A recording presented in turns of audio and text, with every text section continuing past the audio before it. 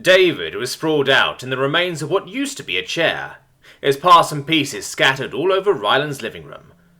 "What happened?" Thomas asked, turning to Ryland, who was laughing hysterically. "David, he jumped up onto the chair and it just broke," Ryland wheezed as tears of laughter streamed from his eyes.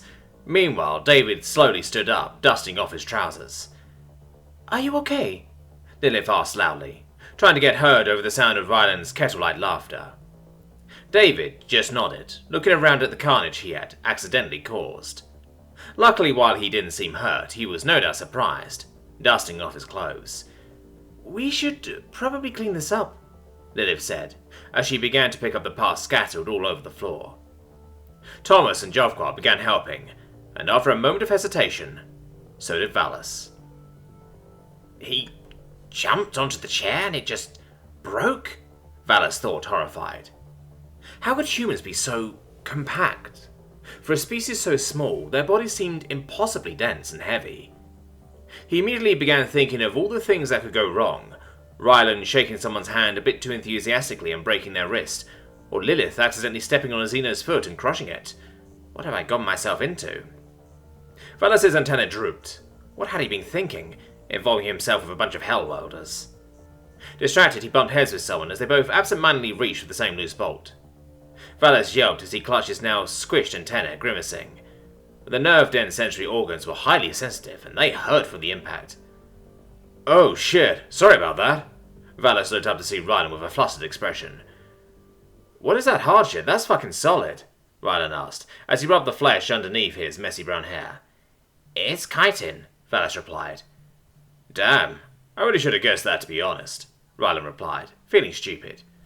"You're that guy from the road, right?" he asked a few moments later, squinting, and Valis nodded. "Well, then it's good to see you again." Ryland flashed his seemingly trademark smile, and Valis looked away a bit flustered. He wasn't used to having people treat him so nicely or enthusiastically, but how would the new American react when he learned that he had been, well, a spy? Valis began to worry yet again as he rubbed what felt like a hairline crack on his forehead. Hopefully, his head was still intact. David looked around at his fellow humans, his unimpressed look hidden by the void that was his mask. He truly wasn't sure if he was either going to love or hate this living arrangement. Sighing quietly, David continued cleaning up his mess. Hopefully they would be able to get some hardier furniture. To be fair, while he had jumped onto the chair, he didn't expect it to just shatter underneath him. Picking up the last few pieces around him, he stretched. He didn't know what he thought of Thomas yet. After all, they had only met each other an hour ago. As for Lilith, turning to the new Canadian girl, David paused. Lilith was quiet and polite, but that was just all new Canadians, right? However, as he noticed, it seemed that even new Canadians had a breaking point to their patience. After all of Ryland's shenanigans, the girl looked a bit tired. And as for Ryland, well, he never changed. Always smiling, laughing and talking. David didn't know how someone could be that happy. As he put the final pieces of chair debris on the pile the group had made in the middle of the room, David turned to Thomas, who was clearing his throat loudly. Thomas decided that he was the one to start explaining the situation to his new human counterparts, regretting his choice already. To be fair, they didn't know Jovquar, and Valis definitely wasn't the social type. Breathing in through his nose and out with his mouth, he began. "So, first things first, this is Valis," Thomas stated, gesturing towards the male. He watched as the insectoid became more and more uncomfortable as everyone turned to look at him. Thomas chose his words carefully as he carried on. "When me and Jovquar first met Valis, we were... Sorry, let me rephrase that. When we first realized Valis was following us, we thought that he was a stalker or something nefarious.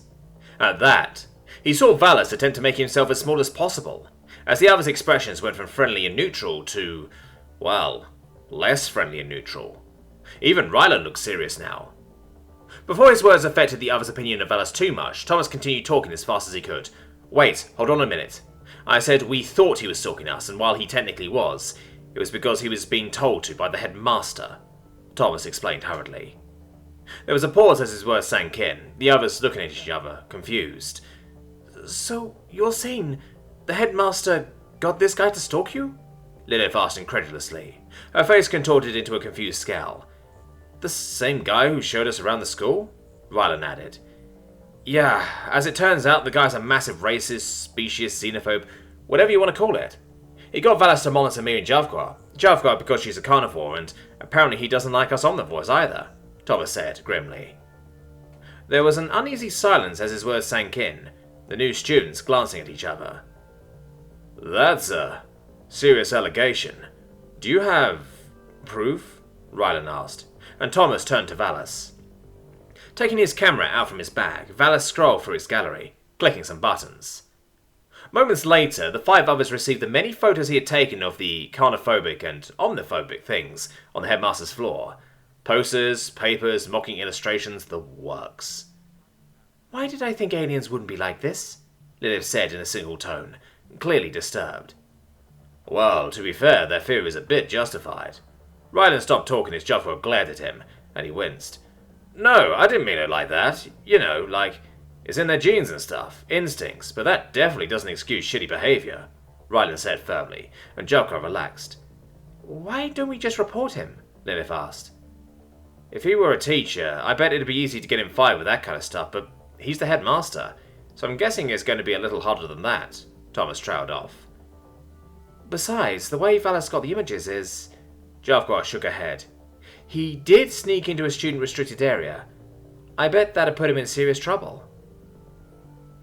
So, what do we do?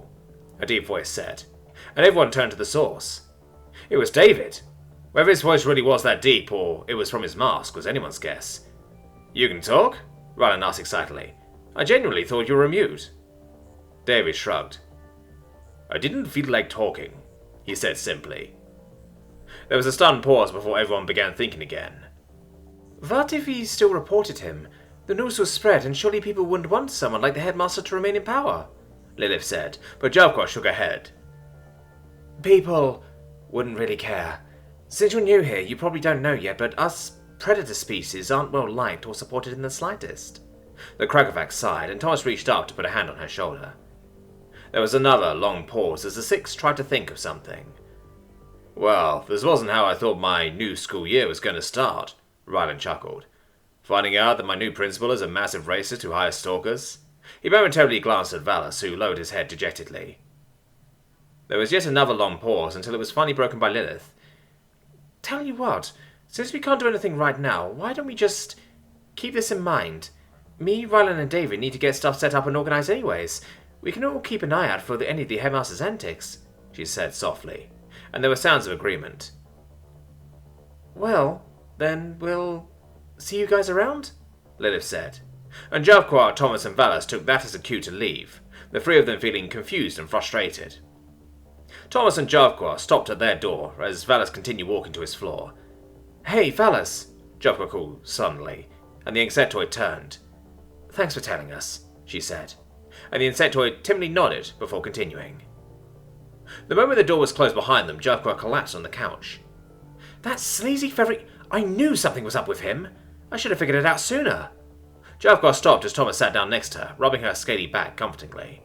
It's okay, Thomas said, and Javgwa was stunned when she turned to look at him, his eyes steely and determined. We're gonna get that bastard. Valis tiredly walked to his room. He still remembered the fateful day a few weeks ago, getting called to the headmaster's office. Vinsel, your kind is very stealthy, correct? The headmaster had asked him. Yes, sir. Yes, I am. Yes, we are. So, squinting, the headmaster had interrupted him as he looked down at his device. Valis, I have a request for you. Are you still a part of the photography club? Valis remembered himself nodding, wondering what all this was about. That's great, because I was wondering if you could monitor these 2 students for me. Thomas and Javgwa's student photos were thrown onto the table with a look of disgust. I could, but why? Valis had asked. Don't ask questions! Will you do it or not? The headmaster snapped. Valis wanted to say no. To say no and just walk out, or curse the headmaster out for asking him to do such a strange thing. Instead, he had realized how powerless he was at the moment. This was the headmaster of the school he was attending. Surely it wasn't a good idea to get on his bad side. But if Valis had to be honest, there was also a sense of curiosity. Valis wanted to know why the headmaster wanted him to monitor these 2 random students, especially the new human. Yes, I can do it, Valis had answered. He still remembered the headmaster's pleased expression as he smoothed his feathers, as if it had been burnt into his mind, and most of all, he still remembered the man's response. Good! Valis snapped out of his thoughts, realizing that he had walked past his room. Backtracking, he entered his dwelling, determined. He and his new companions were going to put an end to the headmaster.